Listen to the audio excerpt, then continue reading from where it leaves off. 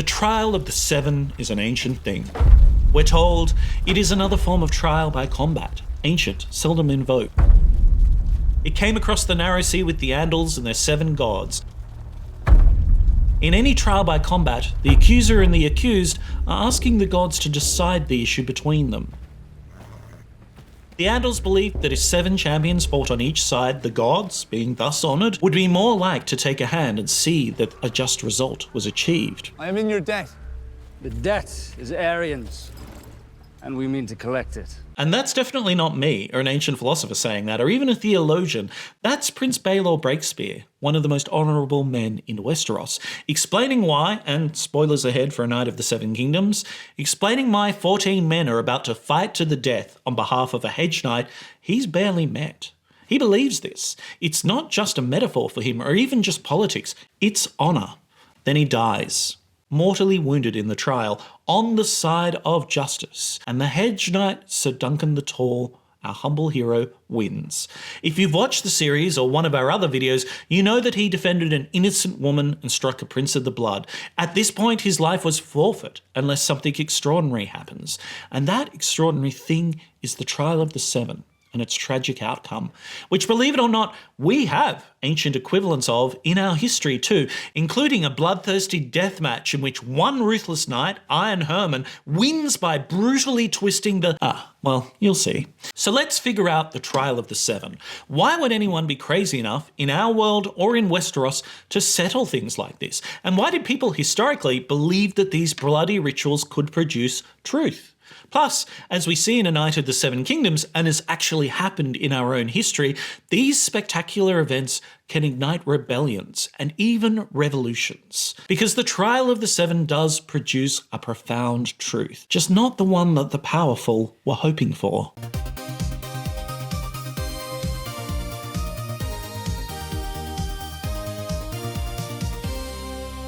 And a real honest-to-goodness trial of the seven, we're told in the books and in the series A Night of the Seven Kingdom, hasn't really happened in about 100 years, and that the purpose of this almost sacred ritual is to produce truth. To which we all cry, how? In the show, it produces nothing but chance and tragedy, and yet the purpose of a trial by combat is not entirely crazy, I'll argue. I'll try and convince you. It makes sense if you believe certain things and have an almost ancient philosophical approach to the truth. And your philosophical spidey senses may be tingling because philosophers, both ancient and today, have a lot to say about this sort of historical mechanism. They say it's about truth production. And not whether the trial of the seven is fair, because it obviously isn't, but what it does. Because modern philosophers like Michel Foucault argue that spectacles of this nature have an important social and political function. The trial produces truth, just not perhaps the truth the powerful ordered or that we expected, which we'll get into. Because the trial of the seven isn't just a scene in a TV show, it's a truth machine. And understanding how it works tells us something uncomfortable about all the truth machines we still use. So let's start 800 years before Westeros.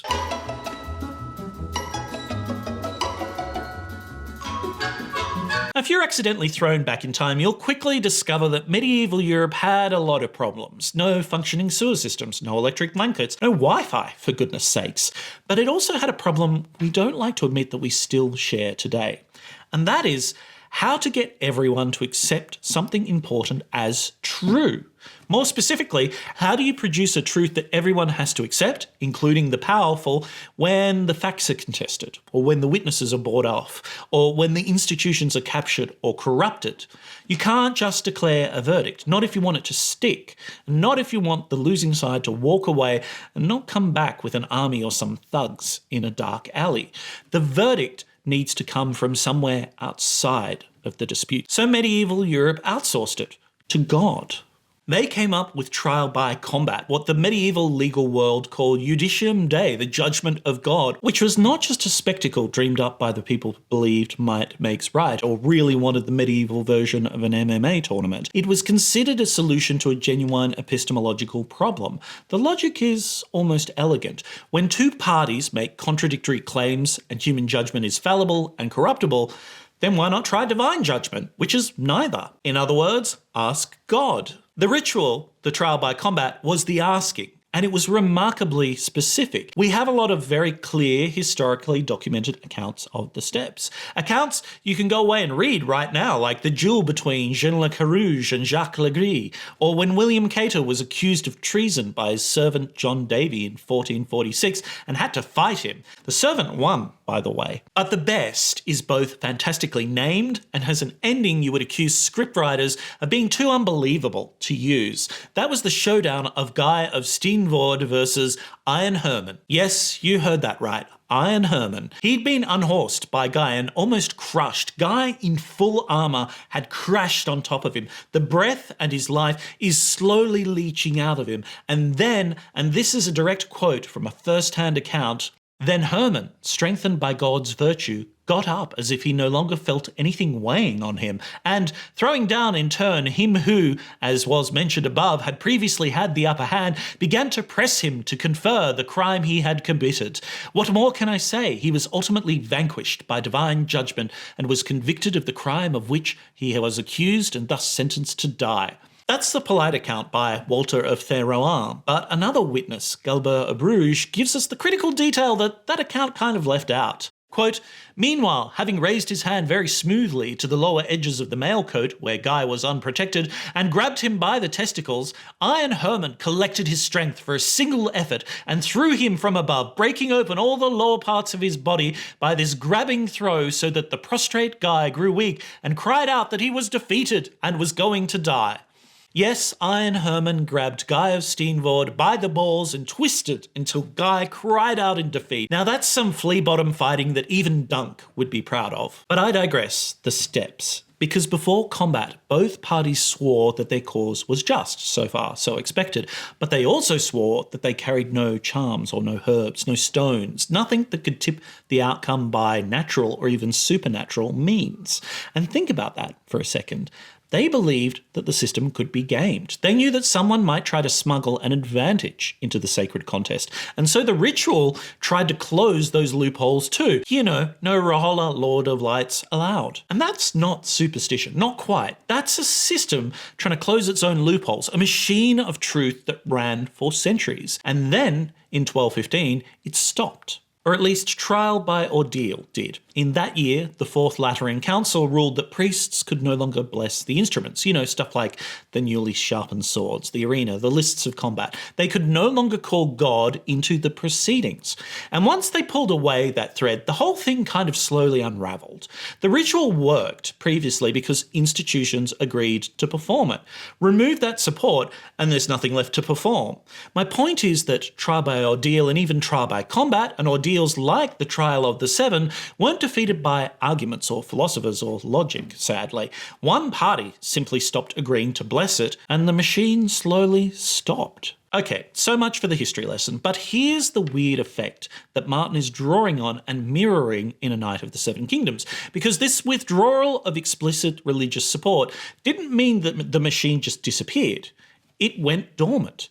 It stayed on the books like the Trial of the Seven did. And centuries later, 1818 in England, a man named Abraham Thornton was acquitted of murder, then reaccused under an obscure legal mechanism. And he responded by invoking his right to trial by combat. The case went all the way to the Court of King's Bench, itself a little bit of a relic of history, and the challenge to combat was allowed to go ahead.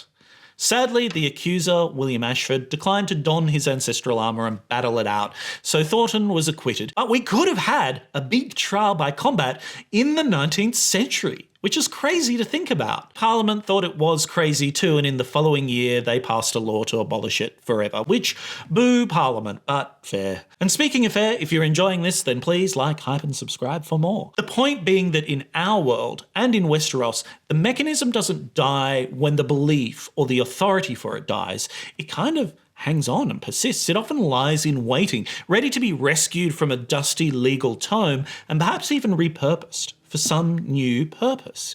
It also highlights, on some level, that the need it was designed to meet never really went away, too. Because how do you produce an objective truth when even the powerful will have to accept it? One that they can't buy or lobby their way out of? Well, we're still working on that one.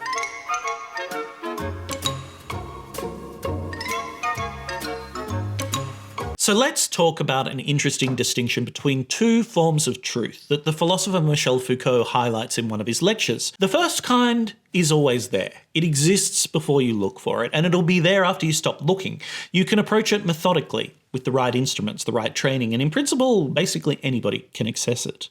It doesn't belong to a moment. Foucault called this truth sky. It hangs above us, permanent, scientific, waiting to be read, like the stars. The second kind doesn't exist until something happens. It's produced in a specific moment by specific people under specific conditions. It can't be looked up in a book. It can't be approached with instruments. It just arrives, or it doesn't. Foucault calls this truth event. Truth is a lightning bolt, an epiphany, a bolt from the blue, a realization that suddenly comes upon you, and not the other way around. Now, we tend to think of ourselves as a truth sky civilization. We have the scientific method. We have courts of evidence. We have investigative journalism, for example. Truth, for us, is something you establish by method, patiently, reproducibly, with receipts. And yet, we still go for walks to clear our heads, for example. We pray, or we meditate, or we run, or we get in the bath, specifically because something might come to us. We talk about epiphanies, for example, the very definition of a truth event, about things suddenly becoming clear or a realization hitting us out of nowhere. We have a whole vocabulary for the experience of truth arriving rather than being found. We believe in it. We structure our lives partly around trying to make conditions favourable for it. And that isn't irrational, I think. That's recognising something real about how human understanding actually works. That it isn't only methodical, that it isn't only incremental, that sometimes something just shifts and you can't entirely explain why or reconstruct the steps. The people who designed the trial by combat were doing something more ambitious than we give them credit for. They weren't just superstitious. They were trying to manufacture truth event on demand, to build a machine that reliably produces that thunderbolt, that bolt from the blue.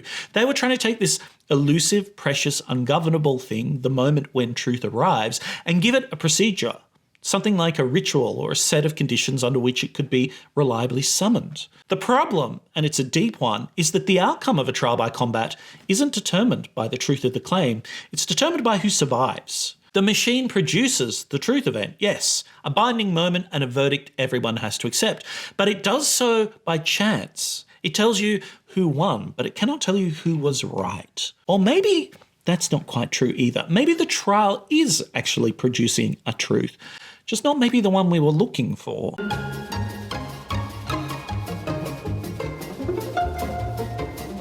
Because here's what I think is actually happening in that arena in the trial of the Seven. There's not one trial going on, but kind of five. Five different groups of people watching the same combat and reading it for completely different information. And the machine is producing a different truth for each of them simultaneously in real time from the same collision of bodies and blood. Let's start with Aerion Targaryen. He's the one who's invoked this, and he didn't just invoke it because he believes in divine justice. He clearly doesn't, but because he knows that he possibly can't win single combat against Dunk, or it might be risky. After all, Dunk is enormous. He's been trained well enough, and he has nothing to lose. 1-on-1, perhaps Aerion loses. But 7-on-7, well, he has his family. He's got the Kingsguard, the finest knights in the kingdom. He has the weight of the monarchy behind him. The trial of the Seven is, for Aerion, a way to convert a fight he'd lose into a fight he can't lose. He's not asking God for anything. He's using the ritual as what we would call a force multiplier. What the trial produces for Aerion is an answer to a question that perhaps he didn't even know he was asking: whether the machinery of power can still be used to crush the people who defy him. That's the truth he's testing, and maybe he might not like the answer. Now look at the princes and the Kingsguard fighting on his side. Most of them kind of don't want to be there. They certainly don't want to be fighting in this stupid trial. Some of them think maybe that Dunk is in the right, but they fight anyway. Because Aerion is family, because the Targaryens are the crown, and because duty doesn't ask whether you agree or not.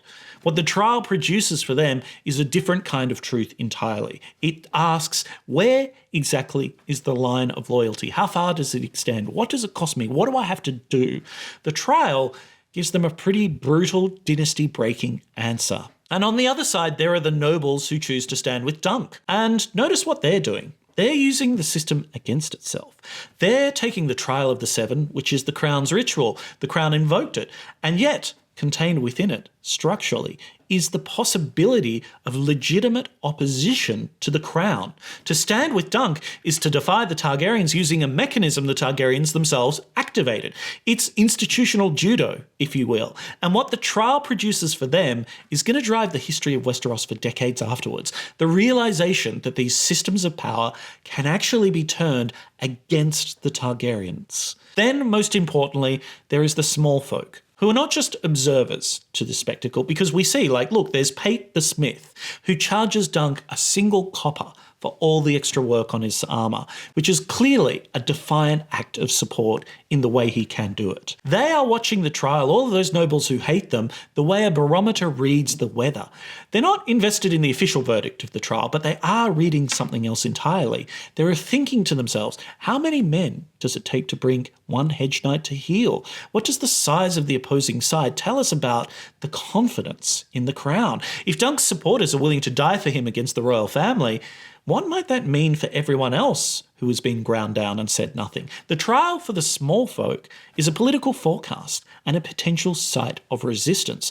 They're learning where they stand and they're learning what's possible. And then there's Baelor. Baelor is probably the truest believer in that arena. He joins Dunk for honour and for justice, because a win by default for Aerion, who has contrived this whole thing, would, at least to Baelor, seem like an act of tyranny. And he takes a blow to the head and he dies. What the trial produces through Baelor is contingency, and that is the most honest historical truth of all. The righteous man is not protected. The machine does not run on justice. History does not sort itself out. It's all chance. Now here is Foucault's point, and I think it's a doozy, because the ritual is designed to produce one kind of truth in one era for one configuration of power, but it can be repurposed. It can be plugged into a new machine, almost by accident. It starts producing completely different truths. The mechanism doesn't know what era it's in. It doesn't know who activated or why. It just runs. And what comes out the other end depends not on the ritual's original intention, but on the specific human beings who showed up and the forces that are flowing through it. Plus, there might be a vigorous roll of a 20-sided die in there too. The trial has produced the truth, just not the truth that the Targaryens ordered. And yet, Dunk wins.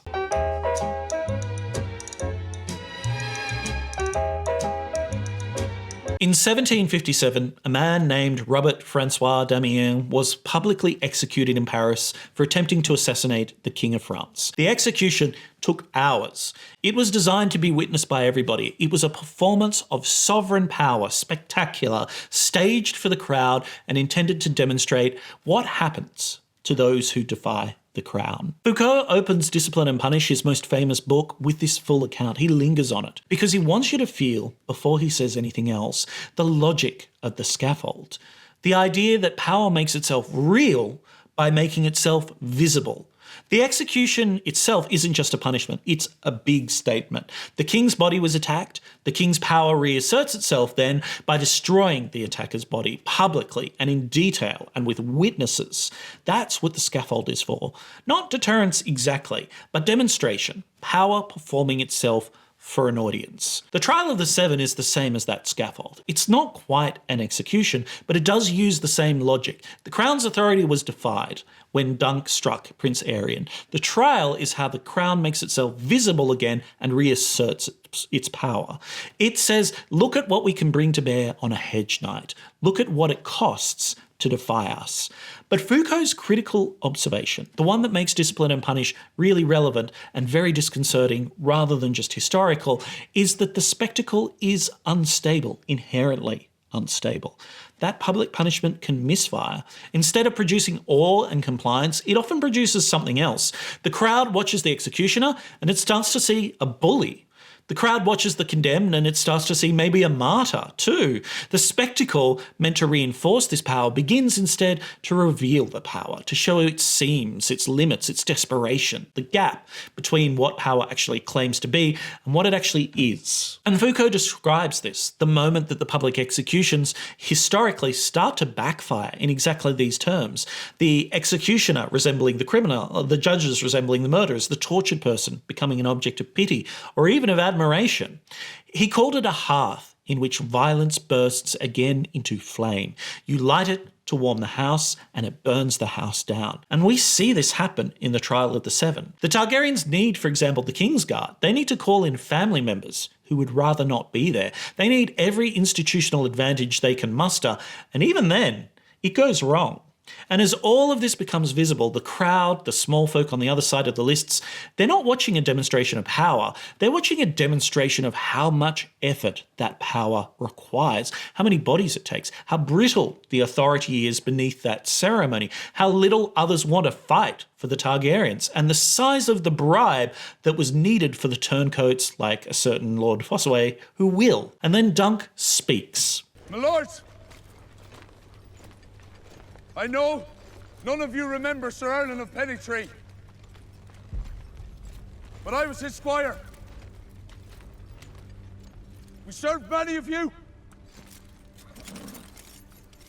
ate at your tables, slept in your halls.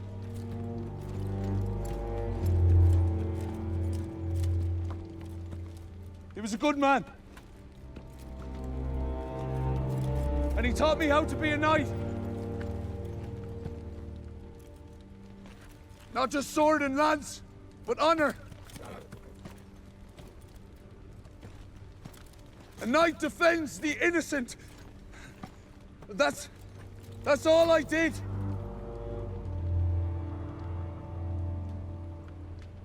I was not Sir Erlen's blood, but I have followed his example. As your sons will follow yours.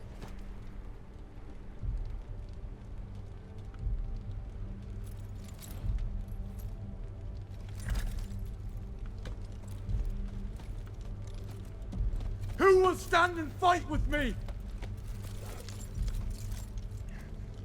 What he does in the speech is something Foucault would recognise immediately. He takes the tools of power, those honour, chivalry, the knightly code that the crown itself upholds and enforces and benefits from, and he turns it against their owners. He doesn't argue outside the system, he argues from inside it. And he uses the language the nobles claim to live by to expose the distance between that claim and what is actually happening in front of them. Plus, the nobles go silent.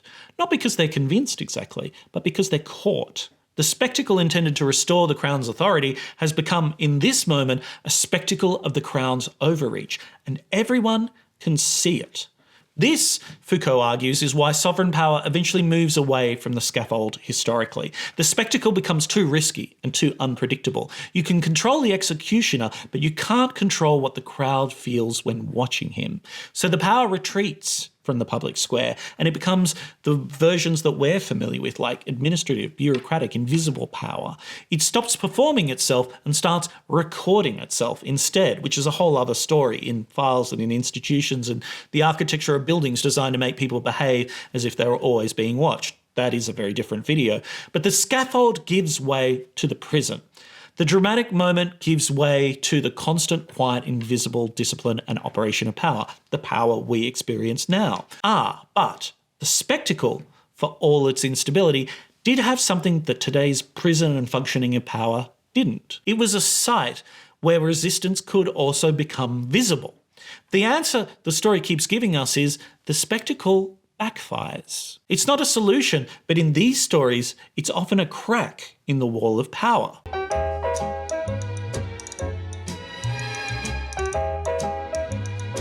So Foucault was arguing that there is no outside to these systems of power. There is no platform or no position, no vantage point from which you can stand apart from the systems that produce truth and observe them neutrally. You're always already inside one. The institutions that manufacture binding truths like courts, elections, trials, rituals, spectacles were here before you arrived, and they shaped the language you use to think about them, including the language you use to critique them. You didn't design them, you didn't consent to them, you inherited them the way you inherited, your mother tongue, and the way you use them, the way you use your mother tongue fluently, automatically, without always knowing what assumptions are built into that grammar and the language. But that could be a counsel of despair. It could make us feel like, hey, well, we should just give up. But that's not what Foucault concluded. And it's certainly not what the Trial of the Seven shows us in the show, because the machines are not total, they're not seamless. And the reason they're not seamless is the same reason that they're not neutral. They run on human beings. And human beings, we're not consistent, thank goodness. We defect. We must calculate. We show up for our own reasons, carrying our own histories while making our own quiet decisions about where to stand. Foucault argued that every node of power, whether it's a trial or a scaffold or an institution, is always a node of resistance. This isn't because resistance is guaranteed or that justice has some kind of metaphysical weight to it that bends outcomes towards it, but because power, to function, has to make itself visible. And the moment it makes itself visible, it can be seen, it can be turned, it can be resisted, it can produce truths that it didn't intend because, for example, Dunk wins. Because enough people in that specific moment, for their own overlapping and sometimes contradictory reasons, choose to stand on his side. And that choice, made publicly and ritually and in the form of that the system itself authorised, became true, became real. It became a fact in the world that the Targaryens have to live with. That's what the trial produced: refusal and solidarity. And George R.R. Martin keeps coming back to the great lords who try to shape history, who position themselves at hinge points like Littlefinger and who read the flows of power and try to ride them. And what he keeps showing us again and again is that history escapes them, that the contingency they're trying to master keeps producing surprises. Stuff like that about a bad luck or a single stubborn hedge knight or a crowd of small folk who've seen enough. These things move the needle in ways that no amount of strategic positioning can predict or prevent, not even Littlefinger. Dunk and Egg is the other side of that story too. It's not about the people trying to ride history, it's about the people the history is happening to, the shit kickers, the ones who didn't ask for any of this and can't see far enough ahead to plan. And what Martin gives them, what he gives us through them, is not a guarantee. It's not a promise that the righteous will be protected and that the powerful will be punished. It's just this. It's an understanding that the machinery of power is not total. It can be resisted and it can be overcome. And sometimes that's the only kind of justice there is, I think. The kind that people make imperfectly out of the materials available inside systems they didn't design. It's fragile and it's unreliable. It depends on smiths charging a copper and knights cursing under their breath and enormous hedge knights who refuse to accept that the verdict is already in. But it happens. And when it does, it tells us that things can change and that we can change them. However, that's it for this episode of Philosophical TV Club. If you're interested in hearing more, then check out our video on the clash between honour and power in A Knight of the Seven Kingdoms, or have a look at what happens when the Targaryens lost their nukes, for example, the cause of all of these problems in the first place. Another video on that too. But until next time, be wise and be kind, and remember to like, hype, subscribe, and join my Patreon and sign up to my...